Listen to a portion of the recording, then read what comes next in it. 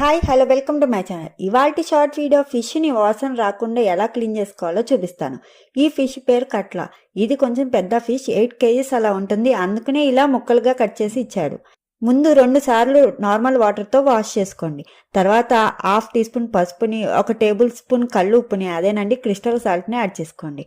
ఒకసారి బాగా కలుపుకొని ఒక 10 నిమిషాలు ఇలా వదిలేయండి.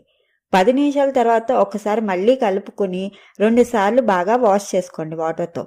ఇప్పుడు ఒక అరచెక్క నిమ్మ రసాన్ని యాడ్ చేసుకోండి.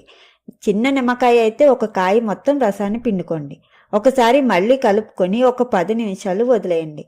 10 నిమిషాల తర్వాత ఒకసారి మళ్ళీ కలుపుకొని 2 సార్లు వాష్ చేసుకుంటే ఫిష్ నుంచి వాసన అంతా పోతుంది. టైం లేకపోతే సేమ్ ప్రాసెస్లోనే వెంటనే వాష్ చేసుకోండి. మరి మీరు కూడా ఒకసారి నేను చూపించిన ప్రాసెస్లో ట్రై చేసి ఎలా ఉందో నాకు కామెంట్స్లో చెప్పండి. ఇలాంటి మరిన్ని వీడియోస్ కోసం నా ఛానల్ని సబ్స్క్రైబ్ చేసుకోండి. Thank you for